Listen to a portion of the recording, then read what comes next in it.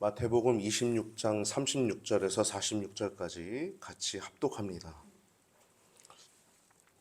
이에 예수께서 제자들과 함께 겟세마네라 하는 곳에 이르러 제자들에게 이르시되 내가 저기 가서 기도할 동안에 너희는 여기 앉아 있으라 하시고 베드로와 세베대의 두 아들을 데리고 가실새 고민하고 슬퍼하사 이에 말씀하시되 내 마음이 심히 고민하여 죽게 되었으니 너희는 여기 머물러 나와 함께 깨어 있으라 하시고 조금 나아가사 얼굴을 땅에 대시고 엎드려 기도하여 가라사대 내 아버지여 만일 할만하시거든 이 잔을 내게서 지나가게 하옵소서.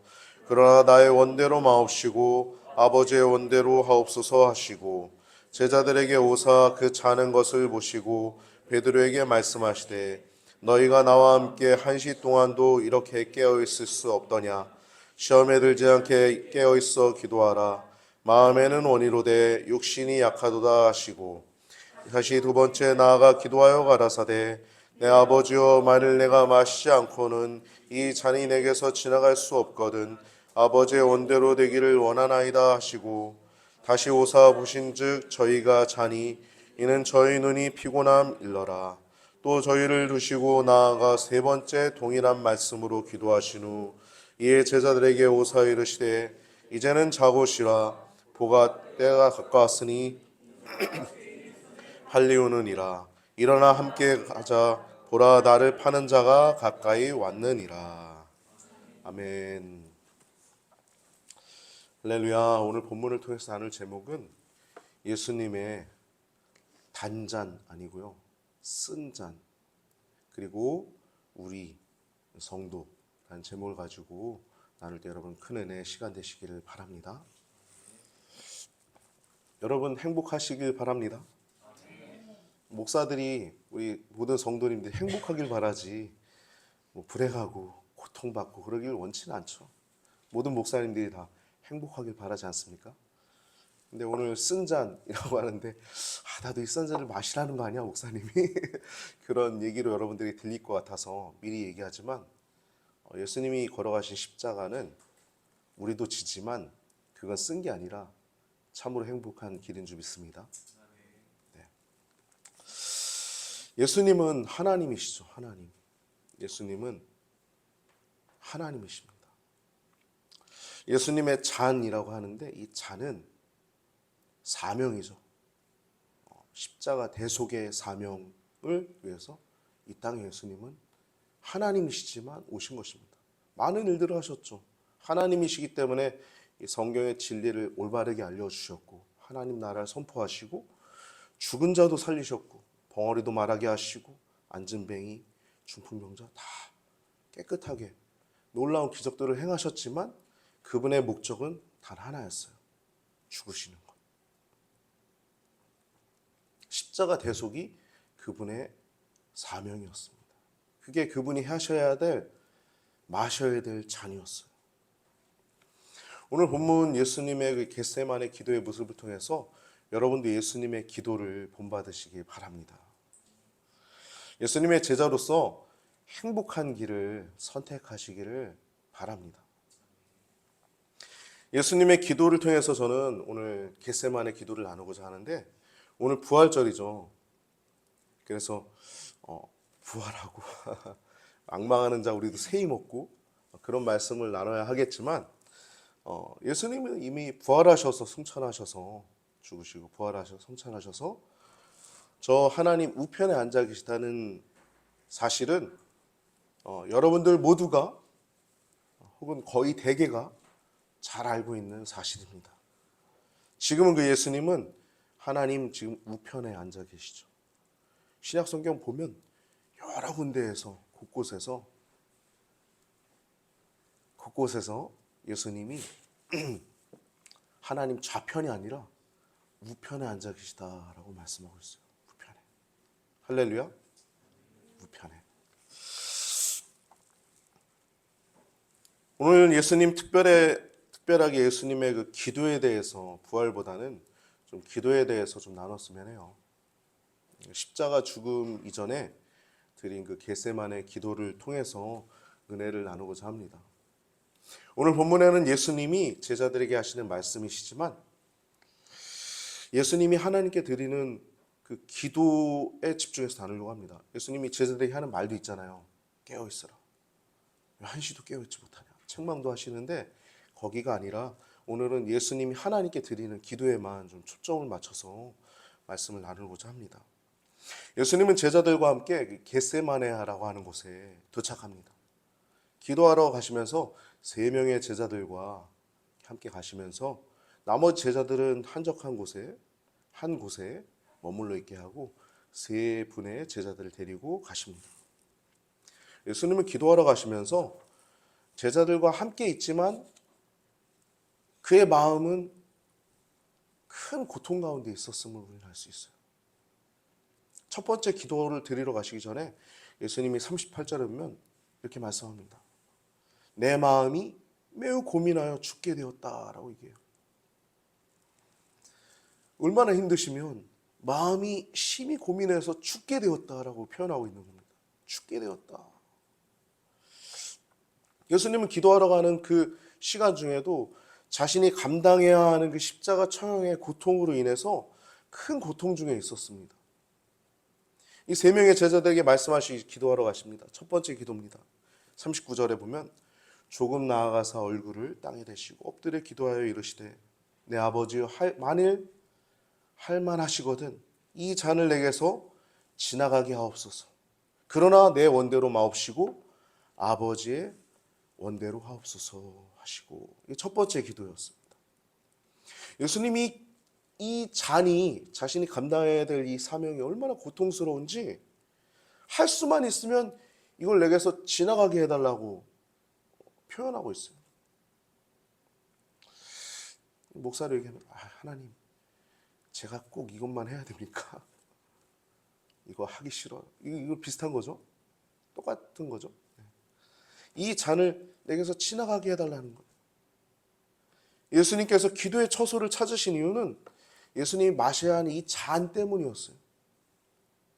이 십자가에서 죽음을 당하시는 것이 예수님이 마셔야 되는 잔이었습니다. 죽임을 당하는 것이. 근데 이 잔이 얼마나 고통스러운지 저는 오늘 본문 제목을 예수님의 쓴 잔이라고 했어요. 예수님의 쓴 잔. 예수님께서 겟세마네 동산에서 받으신 고통은 예수님이 장차 받으실 그 십자가의 죽음을 이미 심령으로 받으시는 것입니다. 심령으로 먼저 그 고통을 받으신 거예요. 보통의 사람들의 죽음은 죽을 때 다만 육신적 죽음의 맛을 조금 당해 볼 뿐입니다. 영원한 죽음의 쓴맛은 보지 않아요. 근데 지금 예수님께서 지금 십자가에서 죽으심은 단순히 육신적 죽음이 아니라 영원한 죽음을 맞이하는 것입니다. 영원한 죽음이 뭡니까? 하나님과의 단절이에요. 하나님께 버림받는 것입니다. 이것이 영원한 죽음입니다. 하나님께 버림받는 것이 영원한 죽음입니다. 그래서 영원한 죽음은 사람이 하나님께 버림이 되고 영원히 갈라져 지옥의 고통을 받는 것입니다. 십자가는 그렇게 저주의 자리였고 형벌의 자리였어요. 예수님의 죽음은 우리들의 죄를 대신해서 값을 치르는 대속의 죽음이셨습니다. 십자가 대속의 죽음이 예수 그리스도의 죽음이셨어요. 이 죽음은 단순한 육신적 죽음이 아니었습니다. 우리들이 영원히 받아야 할 그 형벌, 즉 하나님께 버림받아야 하는 그 영원한 죽음을 예수님이 받으신 것입니다. 예수님의 이 잔은 누구나 당할 수 있는 것은 아니었어요. 그것은 이 세상에 오직 한 분에게만 가능한 것이었고, 또 이것은 이 세상에서 오직 한 번만 있었던 것입니다. 이 잔은 영원전에 하나님께서 작정하신 것으로서 예수님에게 정해져 있었던, 예수님이 감당하게 될 십자가 대속의 죽음이 이 잔이었습니다. 잔. 예수님이 이 잔이라고 하는 표현은 온 인류의 구속을 위한 십자가는 오직 예수님만 감당할 수 있었죠. 예수님만. 하나님이신 예수님만이 이 잔을 감당할 수 있었어요. 예수님 그래서 첫 번째 기도할 때 만일 할만하시거든 이 잔을 내게서 지나가게 하옵소서. 그러나 내 원대로 마옵시고 아버지의 원대로 되기를 원하옵니다.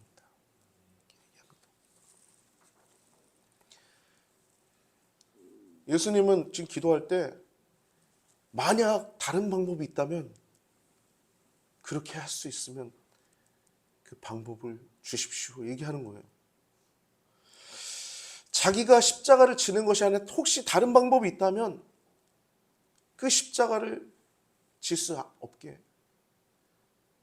할 수만 있다면 이 잔이 내게서 지나가게 해달라고 얘기하는 것입니다. 지금 그만큼 예수님은 자기 앞에 놓여있는 그 십자가 고통의 죽음은 예수님에게 인간적으로 극심한 고통을 주는 것이었습니다. 영적으로 영원한 죽음을 맞이하는 것이었어요. 그래서 인간적으로 극한 고통과 압박을 받는 것이 예수님의 십자가 죽음 잔이었어요. 그분이 하셔야 될. 두 번째 기도입니다. 42절에 보면 42절에 다시 두 번째 나아가 기도하여 이르시되 내 아버지여 내가 만일 마시지 않고는 이 잔이 내게서 지나갈 수 없거든 아버지의 원대로 되기를 원하나이다. 두 번째 기도는 첫 번째 기도와는 조금 다르게 기도하고 있습니다. 첫 번째 기도에서는 만일 할만하시거든 이 잔을 내게서 지나가게 해달라고 기도하고 있는 반면에 두 번째에서는 내가 마시지 않고는 이 잔이 내게서 지나갈 수 없거든 이라고 기도하고 있어요. 즉 두 번째 기도에서는 첫 번째 기도에서는 다르게 자신만이 온 인류의 구원을 위한 대속제물, 화목제물이라고 하는 그 기정사실을 겸허하게 받아들이고 있는 것입니다. 예수님은 기도하시면 기도하실수록 아버지의 뜻에 순종하는 본을 보이시고 있습니다. 기도는 그런 것입니다. 나의 뜻을 관철하는 것이 아니라 아버지의 뜻대로 나아가는 것이 기도인 줄 믿습니다. 그래서 우리는 거기 안에서 평안을 누리죠. 그것이 그 길이 십자가의 길, 고난의 길일지라도. 할렐루야. 예수님이 기도하면 기도할수록 아버지의 뜻에 순종하는 순종의 본을 보여주고 있습니다. 이것은 지금 여러분들도 기도하는 우리들의 모습과도 같습니다. 우리들도 기도하면 할수록 하나님의 뜻에 순종하게 됩니다. 나의 뜻이 아니라 아버지의 뜻에. 그리고 거기에 평안을 누리고 거기에 행복을 누리고. 할렐루야. 마지막 기도입니다. 44절에 또 그들을 두시고 세 번째 같은 말씀으로 기도하신 후 예수님은 세 번째 기도하실 때도 두 번째 기도하실 때와 마찬가지로 자신만이 유일한 하나님의 어린 양, 하나님의 희생양이 될 수 있음을 분명히 하고 기도를 마치십니다. 세 번째 기도를 마치신 예수님의 모습은 그 다음 말씀에서 그분의 자세나 모습을 분명히 알 수 있어요. 45절 46절 보면 제자들에게 오사 이르시되 이제는 자고 쉬라 보라 때가 가까이 왔으니 인자가 죄인의 손에 팔리느니라. 일어나라 함께 가자 보라 나를 파는 자가 가까이 왔느니라. 모습이 어때요? 당당하죠. 죽임을 당하러 가신 예수님의 모습이 당당하십니다. 여러분 참된 자신감은 어디서 오는지 아십니까? 하나님 안에 있을 때 당당한 것입니다. 할렐루야. 우리 청년들이 오늘 참 많이 있는데 저도 여러분들도 믿어질지 모르겠지만 저도 이런 청년의 시절이 있었습니다. 머리도 아주 숱도 굉장히 많았어요. 아주 재밌게 웃으시는 분들이 많으신데 여러분 청년 시절에 어떻게 보냈냐가 내 인생을 좌우합니다. 그리고 제가 돌아본 건데 청년 시절에 제가 뜨겁게 기도했던 그 기도가 지금의 저를 있게 했어요. 여러분들도 마찬가지일 겁니다. 지금 여러분들 가운데 기도하는 제목들이 있을 거예요. 근데 그 기도 제목 가운데 여러분 가운데 뜨겁게 기도하는 어떤 제목들이 있을 거예요. 그런데 그건 여러분이 하는 것 같지만 하나님이 주신 것입니다. 할렐루야. 이게 여러분 하나님은 열정을 우리 안에 주세요. 열정. 그래서 여러분 강렬한 소원은 미래에 대한 예언입니다. 예수 믿어야 성령의 음성을 들어야 예수 믿는 맛이 난다라고 하는 책을 쓰신 서삼정 목사님께서 이런 말씀하셨어요. 강렬한 소원은 미래에 대한 예언이다. 그럼 어떤 강렬한 소원이 있습니까? 기도하면서 그런 소원이 막 불러 일어납니까? 그리고 기도가 계속 되어지는 게 있습니까? 미래에 대한 예언입니다. 할렐루야. 여러분 그렇게 될 줄 믿습니다. 또 하나님이 여러분에게 주신 기도 제목이고 그 기도가 여러분들을 만들어 가실 줄 믿습니다. 이렇게 예수님은 당당하게 걸어가십니다. 그리고 제자들 한 사람 중에 한 사람인 가룟 유다에 의해서 은 30에 팔려서 대제사장들과 백성과 그 백성의 장로들에게 그 파송된 자들에게 끌려가시죠. 잡혀가십니다. 당당하게 칼을 든 베드로에게 칼을 내려놔라. 칼로 흥한 자는 칼로 망한다. 얘기하시면서 당당하게 잡혀서 가시죠.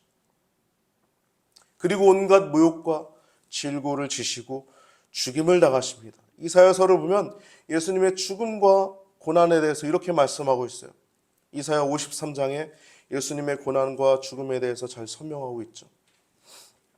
순서지 뒤에 보시면 제가 설교 참고 내용을 이렇게 적어놨습니다. 한 4가지 정도 적어놨는데요. 8절에 보면 그가 곤욕과 신문을 당하고 끌려갔으나 그 세대 중에 누가 생각하기를 그가 살아있는 자들의 땅에서 끊어지면 마땅히 형벌받을 내 백성의 허물 때문이라 하였으리요. 마땅히 형벌받은 내 백성의 허물 때문에 예수님은 죽으신 것입니다.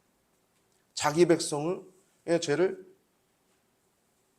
거기에서 구원할 자이심이라는 이름이 예수이듯이 우리의 죄를에서 구원하시려고 예수님은 오신 것입니다. 7절에 보면 그가 곤욕을 당하여 괴로울 때도 입을 열지 아니하였으며 마치 도수장으로 끌려가는 어린 양과 털 깎는 자 앞에 잠잠한 양같이 그의 입을 열지 아니하였도다라고 얘기하고 있어요. 예수님은 자기 백성들의 죄를 위해서 죽으시러 가실 때 잠잠하게 죽음을 맞이하셨습니다. 5절에 보면 그가 찔림은 우리의 허물 때문이요 그가 상함은 우리의 죄악 때문이라. 그가 징계를 받음으로 우리가 평화를 누리고 그가 채찍에 맞음으로 우리가 나음을 입었도다. 받았도다. 그가 찔리심은 우리의 허물 때문입니다. 그가 상하심은 우리의 죄악 때문입니다. 그가 징계를 받으심으로 우리가 하나님과 평화를 누리게 되었고 예수님이 채찍에 맞으심으로 우리가 나음을 받았습니다.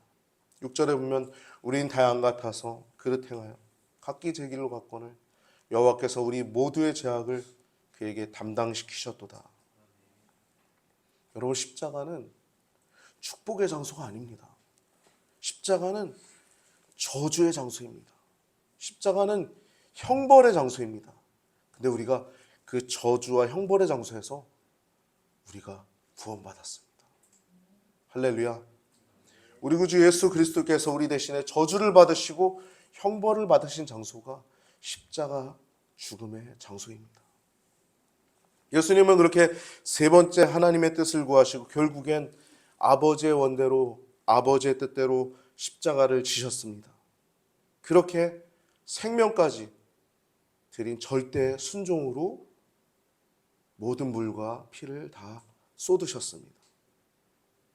여러분 그렇게 순종하신 예수님에 비하면 나는 어떠합니까? 여러분은 어떠합니까? 이웃을 위해서 얼마나 간절히 여러분 기도해 보셨습니까? 가족을 위해서, 가장 가까운 이웃, 내 부모를 위해서, 형제를 위해서 얼마나 간절히 여러분 기도해 보셨습니까?